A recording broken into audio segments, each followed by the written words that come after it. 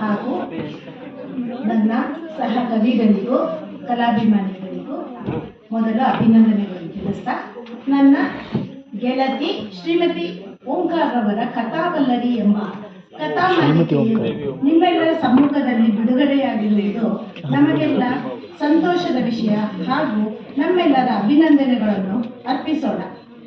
ಇವರ ಈ ಕೃತಿಯನ್ನು ತಮ್ಮ ಪತಿದೇವರಾದ ಶ್ರೀ ಮನೋಹರ್ ಓಂಕಾರ್ ಅವರಿಗೆ ಅರ್ಪಣೆ ಮಾಡಿದ್ದಾರೆ. ಈ ಕೃತಿಗೆ ಮುನ್ನುಡಿ ಬರೆಯುವುದರ ಮೂಲಕ ಶ್ರೀಮತ್ ಗುರುರಾಜ್ ಕರ್ಜಗಿಯವರು ಇವರನ್ನು ಮನಗುಂಬೆ ಆಶೀರ್ವದಿಸಿದ್ದಾರೆ. ಶ್ರೀಮತಿ ಗೀತಾ ಕೈಲ್ಕರಿಯವರು ಆಶಯ ನುಡಿಗಳೊಂದಿಗೆ ಗೆಳತಿಯನ್ನು ಅಭಿನಂದಿಸಿದ್ದಾರೆ. ಬೆನ್ನುಡಿಯ ಮೂಲಕ ಬೆನ್ನು ತಟ್ಟಿ ಇವರನ್ನು ಪ್ರೋತ್ಸಾಹಿಸಿದ್ದಾರೆ ಇವರ ಅತ್ತಿಗೆಯವರಾದ ಶ್ರೀಮತಿ ರೇವತಿ ಪಾಟೀಲ್ ಅವರು. ಇವರ ಈ ಕಥಾ ಮಾಲಿಕೆಯಲ್ಲಿ ಒಟ್ಟು 36 ಕಥೆಗಳಿವೆ.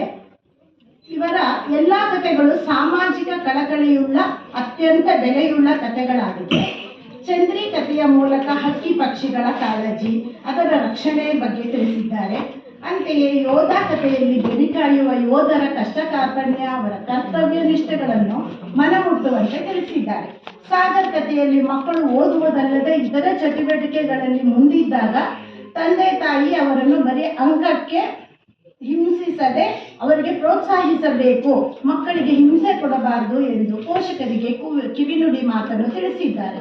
ಋಣಭಾರ ಕಥೆಯಲ್ಲಂತೂ ಓದುಗರ ಮನ ಸೆಳೆಯುವಲ್ಲಿ ಸಂಶಯವೇ ಇಲ್ಲ.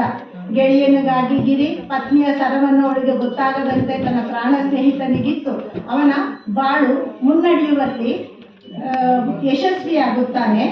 ನಂತರ ಅವನು ಅದರ ಋಣಭಾರಕ್ಕಾಗಿ ಸರ ವಾಪಸ್ ಕೊಡಲು ಬಂದಾಗ ಬೇಡ, ಇದು ನೀನೇ ಇಟ್ಟುಕೋ ಎಂದಾಗ ಅವನಿಗೆ ಕೃತಜ್ಞತೆಗಳನ್ನು ಅರ್ಪಿಸುತ್ತಾನೆ. ಹೀಗೆ ಮುಂದುವರಿಯುತ್ತಾ ಕಥೆಗಳು ವಯಸ್ಸಿಗೆ ಬಂದ ಮಗ ಅಭಯ್ ದಾರಿ ತಪ್ಪುತ್ತಿರುತ್ತಾನೆ. ಹೆಂಡತಿ ಹಾರ್ಟ್ ಪೇಷಂಟ್. ಈ ಇಬ್ಬರಿ ಸ್ಥಿತಿಯಲ್ಲಿ ಅವಳಿಗೆ ತಿಳಿಯದಂತೆ ಮಗನನ್ನು ಸರಿದಾರಿಗೆ ತರುವಲ್ಲಿ ಶಂಕರ್ ತಾನು ಕಾಲೇಜಿನಿಂದ ಅವನು ಕರೆತರುವಾಗ ದಾರಿ ತಪ್ಪಿಸಿ ಬರುವಾಗ ಮಗ ಹೇಳುತ್ತಾನೆ, ಹೀಗೆ ದಾರಿ ತಪ್ಪಿ ಹೋದರೆ ಮನೆ ಯಾವಾಗ ಸಿಗುತ್ತದೆ ಎಂದಾಗ ಜೀವನಕ್ಕೆ ಅಳವಡಿಸಿ ತಿಳುವಳಿಕೆ ಹೇಳುವಲ್ಲಿ ಯಶಸ್ವಿಯಾಗಿ ಮಗನನ್ನು ಸರಿದಾರಿಗೆ ತರುತ್ತಾನೆ. ತುಂಬಾ ಅರ್ಥಗರ್ಭಿತವಾದ ಕಥೆಗಳು ಇವೆಲ್ಲ ತುಂಬಿರುವುದು ದಾರಿ ಎನ್ನುವ ಕಥೆಯಲ್ಲಿ. ಮುಂದುವರೆದಂತೆ ನಿರಾಳ ಭಾವ ಕಥೆಯಲ್ಲಿ ಯುವಜನತೆ ಪ್ರೀತಿಯ ಹುಚ್ಚಿನಲ್ಲಿ ಅಂತರ್ಜಾತಿ ವಿವಾಹವಾಗಲು ಬಯಸಿದಾಗ ರಕ್ಷಾಳ ತಂದೆ ಅವರ ಮುಂದಿನ ಜೀವನದ ಕಷ್ಟ ಕಾರ್ಪಣ್ಯಗಳ ಅರಿವು ಮೂಡಿಸಿ ನಕಾರ ತಿಳಿಸಿದಾಗ ರಕ್ಷಾ ನಿಖಿಲ್ ಇಬ್ಬರು ಒಳ್ಳೆಯ ಸ್ನೇಹಿತರಾಗಿ ಬಾಂಧವ್ಯ ಮುಂದುವರಿಸಲು ನಿರ್ಧರಿಸುತ್ತಾರೆ. ಇದು ಇಂದಿನ ಪೀಳಿಗೆಗೆ ಬುದ್ಧಿವಾದದಂತಿದೆ. ದೈವ ಕಥೆಯಲ್ಲಿ ಕೆಲವೊಮ್ಮೆ ಆಗುವುದೆಲ್ಲ ಒಳ್ಳೆಯದಕ್ಕೆ ಎಂಬ ಮಾತನ್ನು ಅರ್ಥವತ್ತಾಗಿ ತಿಳಿಸಿದ್ದಾರೆ.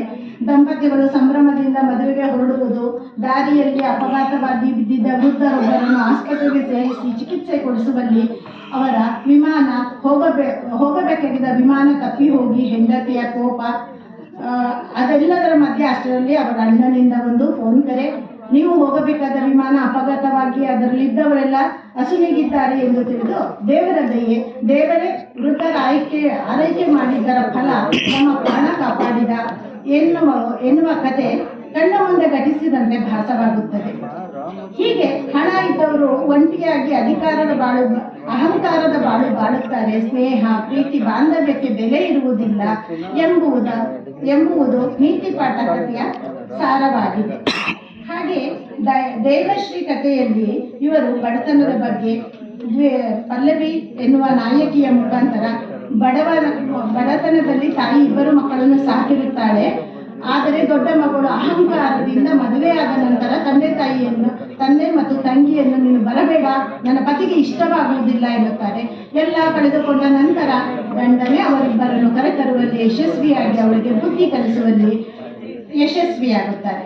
ವಿದೇಶದಿಂದ ಬಂದ ಶರತ್ ತಾನು ಮುಂದುವರಿಯಲು ಕಾರಣರಾದ ಶಿಕ್ಷಕಿ ತನ್ನ ಮನೆಯಲ್ಲಿ ಕೆಲಸದವಳಾಗಿರುವುದನ್ನು ಕಂಡು ಅವರನ್ನು ಒಂದು ಟ್ಯೂಷನ್ ಇನ್ಸ್ಟಿಟ್ಯೂಟ್ಗೆ ಸೇರಿ ಅವರ ಕೈ ತುಂಬ ಹಣ ಬರುವಂತೆ ಮಾಡಿ ತನ್ನ ಶಿಕ್ಷಕಿಗೆ ಕೃತಜ್ಞತೆ ಅರ್ಪಿಸುತ್ತಾನೆ. ಇದು ಶಿಕ್ಷಕಿ ಕಥೆಯ ಸಾರವಾಗಿದೆ. ಹಾಗೆ ಮುಂದುವರೆದಂತೆ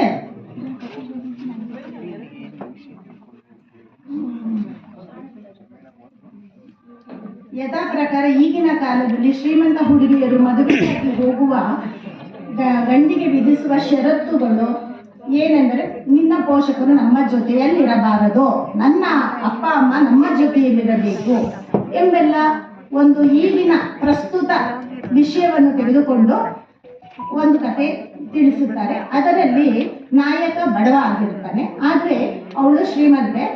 ಅವಾಗ ತಾಯಿ ಹೇಳ್ತಾಳೆ, ನೀನ್ ಮದ್ವೆ ಆಗಪ್ಪ, ನೀನ್ ಚೆನ್ನಾಗಿರ್ಬೇಕು ಅಂದಾಗ ಅವನು ಒಪ್ಪದಲ್ಲೇ ಅವಳನ್ನು ತಿರಸ್ಕರಿಸಿ ತಾನು ಫಾರಿನ್ಗೆ ಹೋಗಿ ಹಣ ಮಾಡಿ 1 ವರ್ಷ ತಾಯಿನ ವೃದ್ಧಾಶ್ರಮದಲ್ಲಿರ್ತಾನೆ. ತಾಯಿ ವೃದ್ಧಾಶ್ರಮಕ್ಕೆ ಮಗನ ಮುಂದುವರಿಕೆಗಾಗಿ ಒಪ್ಕೊಂಡು ಹೋಗಿ ಅಲ್ಲಿ ಪರಿಸ್ಥಿತಿಗೆ ಒಪ್ಕೋತಾಳೆ. ಅವಳನ್ನ ಸೇವೆ ಮಾಡ್ತಾ ಇದ್ದ ಒಂದು ಹೆಣ್ಣು ಅವಳನ್ನ ಬಹಳ ಇಷ್ಟಪಡ್ತಾಳೆ. ಕೊನೆಗೆ ಅವಳು ವಿಧವೆ ಅಂತ ತಿಳಿದ್ರು ಕೂಡ ತಾಯಿ ಮಗ